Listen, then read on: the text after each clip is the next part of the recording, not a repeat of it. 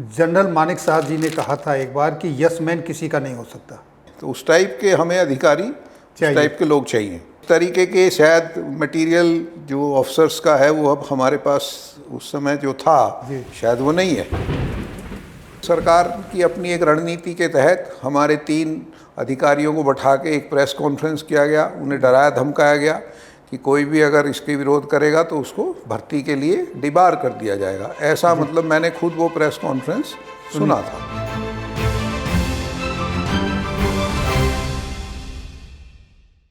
जय हिंद साथियों, आज बड़े सौभाग्य से हमको कर्नल सुधीर साहब से मुलाकात हुई है।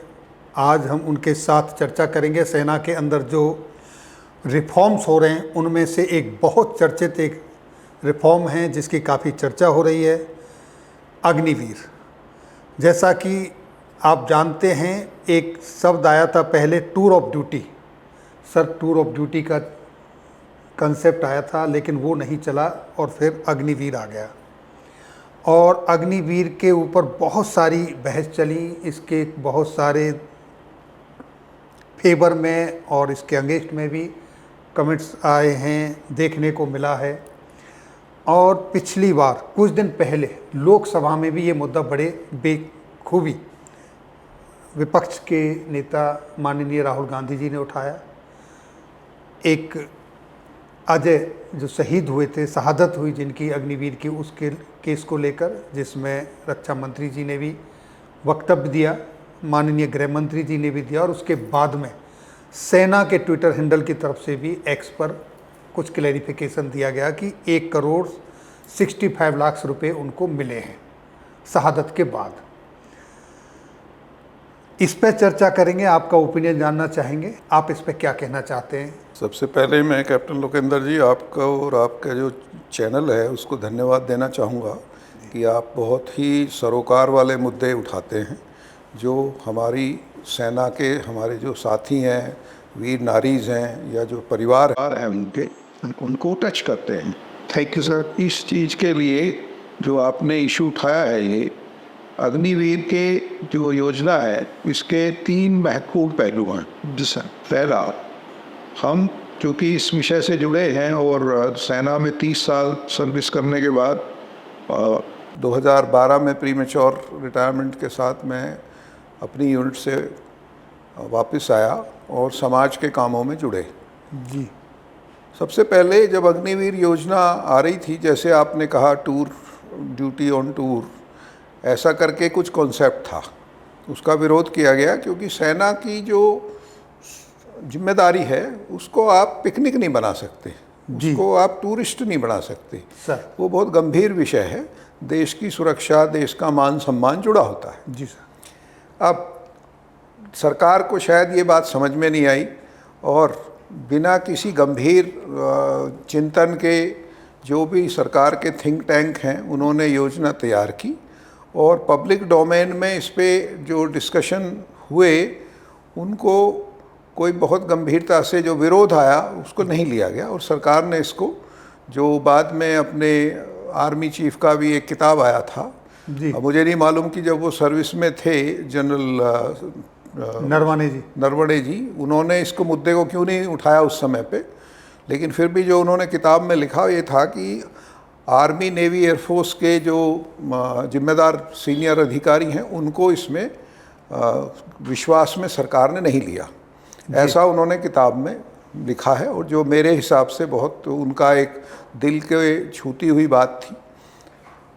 सरकार ने, जो आपको भी याद होगा, लोगों को भी, हमारे साथियों को जो इस प्रोग्राम को देख रहे हैं, कि जब इसको सरकार ने लागू किया था तो भारी विरोध इस पे बिहार, पश्चिम उत्तर प्रदेश और जहाँ से जो हम लोग कैचमेंट एरिया बोलते हैं ना, जहाँ से मैक्सिमम सेना में, आर्मी, नेवी, एयरफोर्स में लोग आते हैं, उन परिवारों ने, उन लोगों ने भारी विरोध किया था।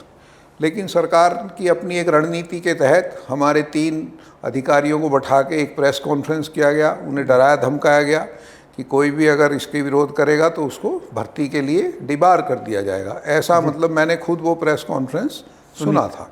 ये इतिहास में पहली बार है कि सेना के सर्विस के लोग एक प्रेस कॉन्फ्रेंस करते हैं। ये काम नेताओं का है, सेना के लोगों का नहीं है। उनका काम है ड्यूटी करना और सरकार के दिए गए काम को पूरा करना।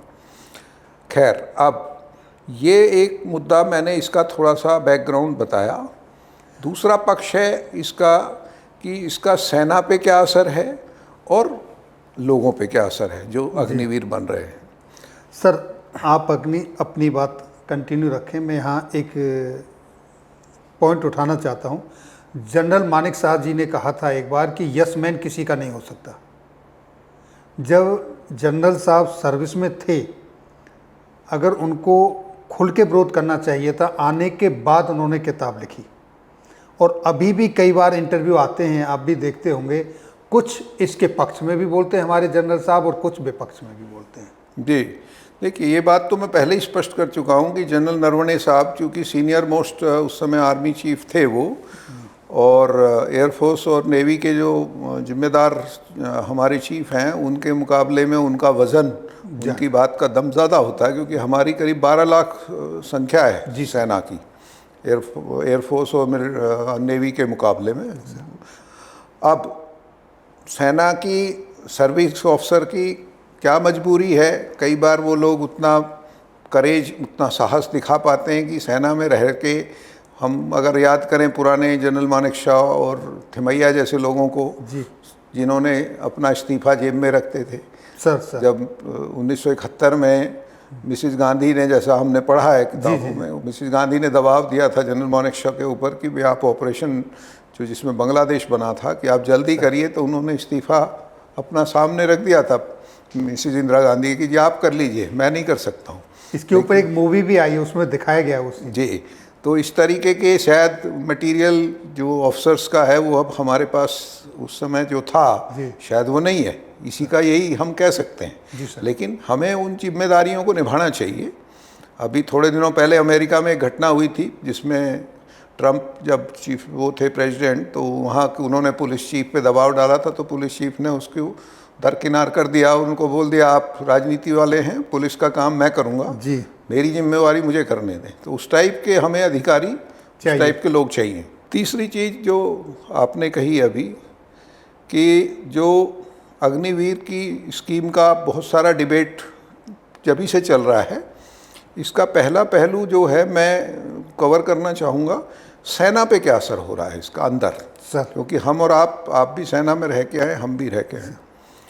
सेना का एक सिस्टम है ट्रेनिंग का, जिसमें हम लोग शुरू में लगभग 1 से 2 साल की ट्रेनिंग जवान की कराते हैं, जिसमें उसको हम लोग एक सिविलियन से, एक गांव का लड़का या जो भी उसका बैकग्राउंड है, उससे सेना के उसमें परिवार में ढाला जाता है उसको।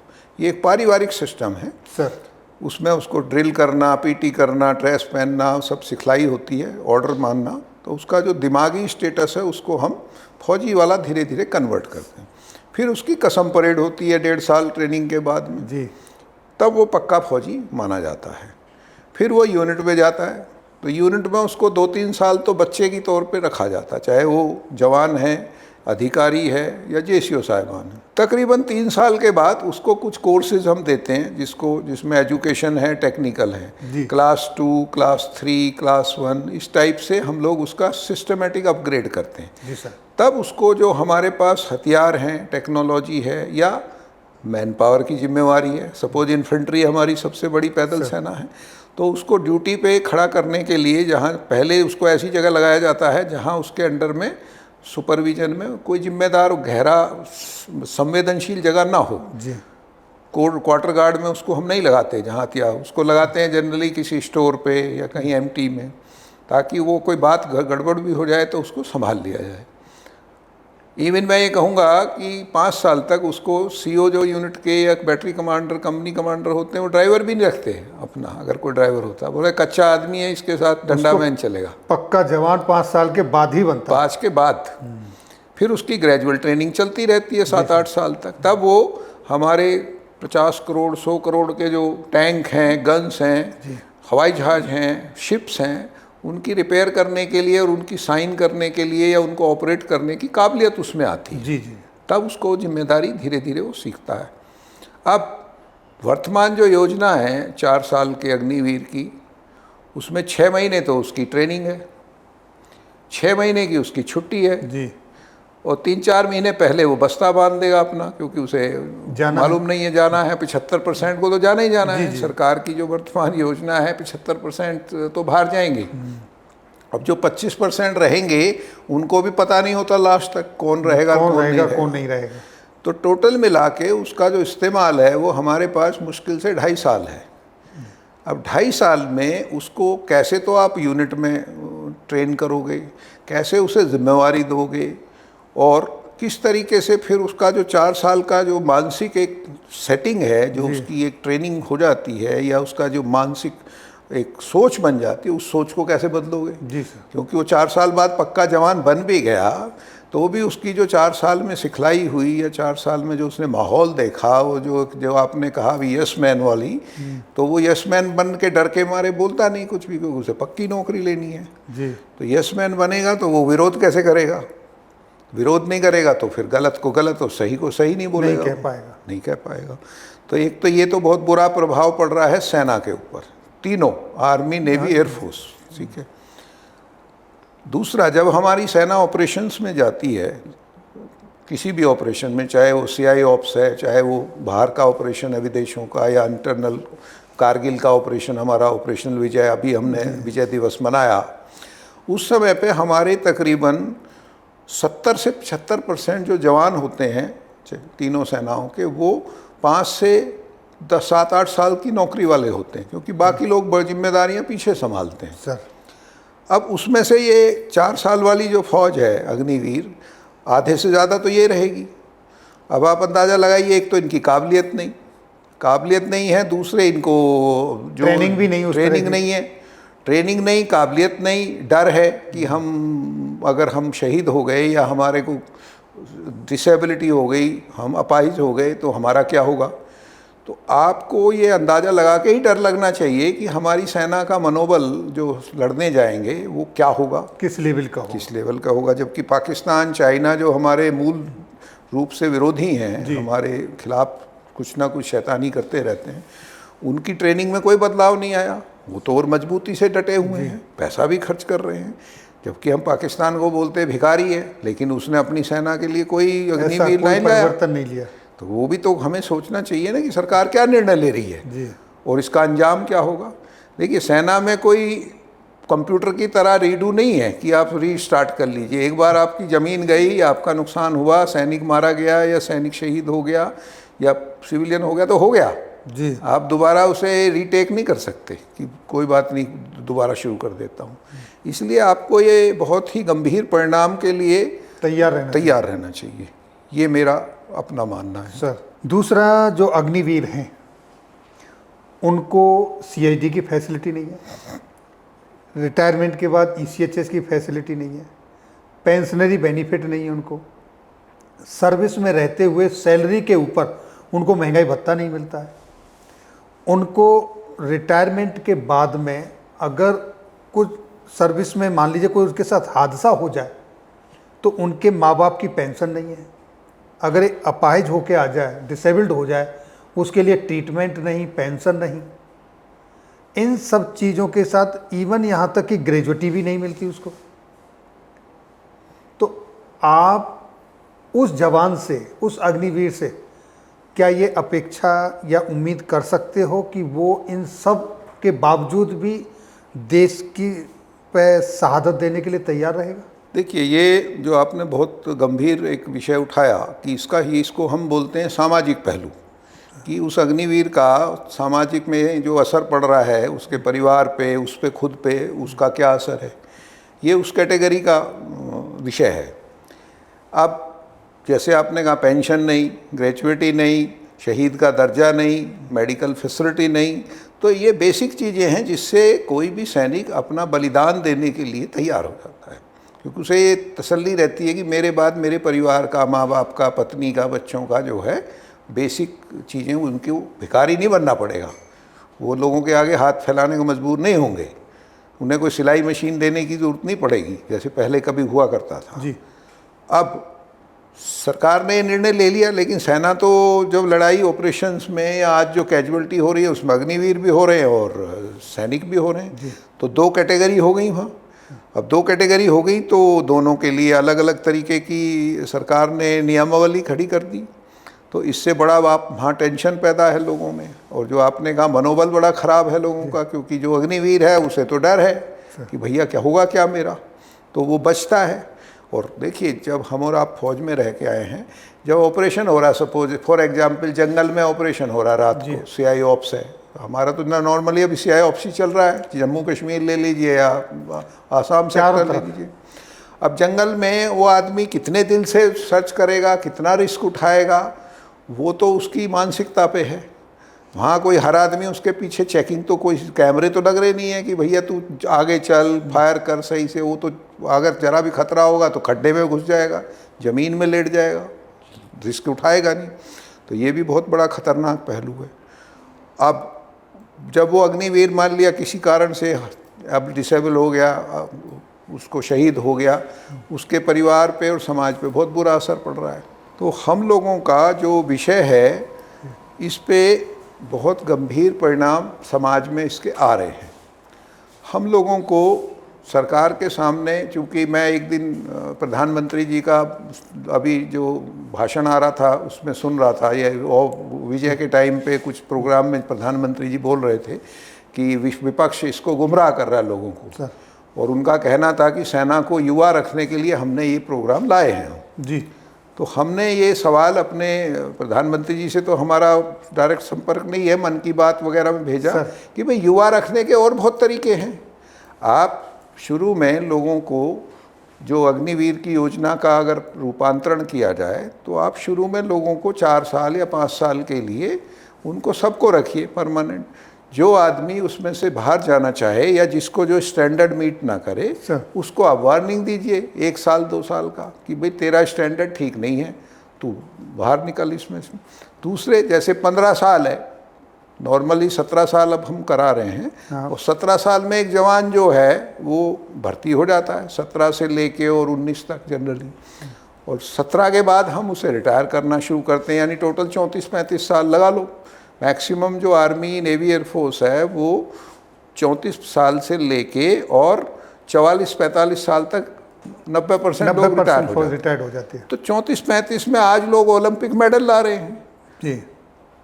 आप खिलाड़ी खेल रहे हैं, क्रिकेट खेल रहे हैं, चाहे आप धोनी को ले लीजिए, चाहे आप हमारे ये जो ओलंपिक में खिलाड़ी, जब वो 34-35 में मेडल ला रहे हैं वर्ल्ड स्तर पे, तो उस सैनिक की कौन सी बुढ़ापा आ गया, उसको कौन सी कमजोरी हो गई।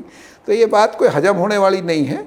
ये सरकार का अपना एक एजेंडा है कि पेंशन ना दी जाए या लोगों को किसी तरीके से बाहर मजबूर किया जाए आके, जिससे वो सिविल में एक बड़ी समस्या खड़ी हो रही है कि वो जाएंगे कहाँ इतने लोग। करीब 50 से 60 हज़ार लोग हर साल रिटायर हो रहे हैं, और अग्निवीर में तो संख्या लाखों में पड़ गई है जी। 50 से 60 हज़ार लोग जो रिटायर हो रहे थे लोकेंद्र साहब, वो तो हो रहे थे नॉर्मल रूटीन में, क्योंकि हमारी 14-15 लाख की सेना है। तो अब उनको खपाने के लिए हैं कहाँ नौकरियाँ। अब मुझे करीब 10 साल हो गए सेना से आए हुए, 12 में मैंने प्रीमेच्योर लिया और 13-14 से हम सामाजिक राजनीतिक कामों को देख रहे हैं जी। उन्हीं को खपाने के लिए आपके पास सुरक्षा एजेंसियों के अलावा ज़्यादातर जगह ही नहीं है। सरकार नौकरियों को भरती नहीं, जो केंद्र सरकार में 5 लाख से ज़्यादा वैकेंसियाँ खाली पड़ी है जो रिजर्व कोटा। स्टेट गवर्नमेंट में 50 लाख नौकरियाँ खाली पड़ी है हर स्टेट गवर्नमेंट में। तो जब आप उन्हें नहीं रख पा रहे हो तो इन्हें कहाँ से रख लोगे। तो इससे एक बड़ा दुखद पहलू ये हो रहा है कि समाज में बहुत सारे लोग क्रिमिनल बनेंगे फिर, और समस्याएं होंगी। एक समस्या समाज की हो गई, आधे लोगों के ब्याह शादी नहीं हो रहे क्योंकि वो बोलते हैं कच्चा फौजी है पक्का फौजी है। ये भी एक बड़ी समस्या खड़ी हो गई है। तो ग्रामीण क्षेत्रों में इसका जो है समाज पे, अर्थव्यवस्था पे बहुत बुरा प्रभाव पड़ रहा है। जब ये स्कीम 2022 में आई थी तो उस समय बहुत सारी बातें कही गई। कहा गया 10% BSF में जाएंगे, 10% CISF में रिजर्व होंगे। इस तरीके से बहुत सारी जगह बताई गई कि इस तरीके से इनको सेटल्ड किया जाएगा। लेकिन अब जाके जब ये हंगामा हुआ है लोकसभा में और ये 2024 के इलेक्शन का समय आया है, जब परिणाम फेवर में नहीं आए हैं गवर्नमेंट के, उसके बाद ये नोटिफिकेशन निकलने शुरू हुए हैं। उससे पहले तो इनके नोटिफिकेशन ही नहीं निकले थे कि इनको कहीं लिया भी जाएगा। कहने वाली बात अलग थी, कथनी अलग थी, लेकिन करनी कथनी का जो डिफरेंस है इस पर क्या कहेंगे? देखिए, कथनी करनी का अंतर तो सरकार का हम बहुत दिनों से देख रहे हैं कि अनाउंसमेंट होते हैं लेकिन ज़मीन पे कुछ होता नहीं उसका आधे से ज़्यादा। अग्निवीर के लिए जो रिजर्वेशन की आपने बात कही, ये हम लोगों ने प्रस्ताव दिया था कि भाई आप 25% 30% लोग जो निकलेंगे, 75 को तो आप परमानेंट करिए, 25-30 को जो है आप वो उसमें डालिए कि भाई उन्हें ऑप्शन दीजिए। पैरामिलिट्री फोर्सेस, सीआरपीएफ, आईटीबीपी, आपका बीएसएफ, स्टेट पुलिस में डालिए। उनमें बहुत आराम से ट्रेंड आदमी एब्जॉर्ब हो सकते हैं और वो चाहते भी हैं अपने घर के पास नौकरी करना। लेकिन सवाल ये है कि सरकार की जो इंटेंशन है वो नौकरी देने की नहीं है। नहीं तो जब पुलिस में आप सीधे बच्चों को भर्ती कर रहे हो तो इनमें से 10-20% को इनमें से इसमें डाल लो, 80% में क्या मुसीबत आ जाएगी। मैं ब्रिगेडियर मिश्रा साहब बड़े थिंक टैंक के गवर्नर भी हैं इसमें वर्तमान सरकार में, उनसे भी मैं उनका एक इंटरव्यू देख रहे थे, बातचीत तो नहीं हो पाई, करेंगे, मिलेंगे, नोएडा में ही रहते हैं सर। वो भी इसको डिफेंड कर रहे थे अग्निवीर को।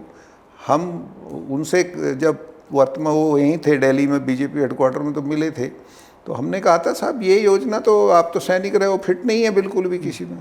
तो उन्होंने कोई माकूल जवाब उसका दिया नहीं। अब आएंगे दोबारा तो हम पूछेंगे कि भाई इसका ये सब सवालों के जवाब आप दीजिए, क्या है इनका तुम्हारे पास हल। और रही बात 1 करोड़ और 1.5 करोड़ देने की, जितने अग्निवीर शहीद हुए हैं अभी तक 14 के करीब संख्या है, सरकार प्रूफ दिखा दे किसको दिया, सिवाय एक जो इंश्योरेंस का 48 लाख रुपया 2-4 परिवारों को दिया गया, उसके अलावा सरकार प्रूफ दिखाए कहाँ दिया 1 करोड़ रुपया, किसको दिया है। भाई प्रूफ देने वाला तो पैसे का तो सब रिकॉर्ड रहता है, आप दिखाइए। सेना के ट्विटर हैंडल से ये कहा गया, एक्स पर लिखा गया कि जो अजय अग्निवीर की जिसकी बात कही हुई थी, मुद्दा उठाया था राहुल गांधी जी ने लोकसभा में कि उसको 98 लाख दे दिया गया है और 67 लाख अभी उसको कुछ और मिलना बाकी है, यानी 1 करोड़ 65 लाख रुपए उन्होंने ट्विटर में वाक़ाता लिखा था। अब वहाँ पर एक्स ग्रेशिया के रूप में 44 लाख रुपए दिए जाते हैं और LIC के रूप में 48 लाख रुपए दिए जाते हैं। अगर कोई अग्निवीर ऑन ड्यूटी शहादत प्राप्त करता है, शहादत हो जाती है, लेकिन वो नाना केस है, उसकी जो ड्यूटी है नॉट एट्रीब्यूटेबल और नॉट एग्रावेटेड टू सर्विस है, तो उसको एक्स ग्रेशिया का भी पैसा नहीं दिया जाता है। ये जो टर्म्स एंड कंडीशन नोटिफिकेशन निकली है अग्निवीर की, उसमें मेंशन है, तो उसके लिए तो सिर्फ 48 लाख रुपया होता है। लेकिन 1 करोड़ और वो कहाँ है, ऐसा कोई नोटिफिकेशन तो है नहीं। उसकी सैलरी को जो जिस दिन से जॉब हुआ उस सारे को जोड़ के लगाया जाए तो वो तो कोई औचित्य नहीं बनता। देखिए, ये जो बात है तो फाइनेंशियल मैटर है, कोई रॉकेट साइंस तो है नहीं कि समझना है। भाई सरकार ने जो आप कह रहे हो नोटिफिकेशन दिखाओ कहाँ है, नोटिफिकेशन से सरकार चलती है, इतना तजुर्बा तो हमें और आपको भी है। बिना नियम के तो 1 रुपया नहीं दे सकते आप। सरकार के फंड से कोई भी आदमी जब तक नियम ना हो, कोई अधिकारी 1 रुपया भी सैंक्शन नहीं करेगा। नोटिफिकेशन होगा, नियम होगा तो देगा। तो जब 48 लाख रुपया हम कह रहे हैं दिया गया है, तो सरकार ने बाकी दिया है तो प्रूफ दिखा दे, कौन से नियम से दिया, किसको दिया, कहाँ दिया, किस अकाउंट में दिया। पैसा तो अकाउंट में गया ना, कैश तो गया नहीं, तो दिखा दे नियम कहाँ है और दिखा दे पैसा किसको दिया है। तो ये ऐसे एक्स पोस्ट पे लिख देने से, अखबार में छाप देने से थोड़ी ना सरकार चलती है। तो ज़मीन पे काम पक्का होगा तो प्रूफ होंगे, नहीं है। देश की सुरक्षा को इतने हल्के में क्यों ले रहे हो?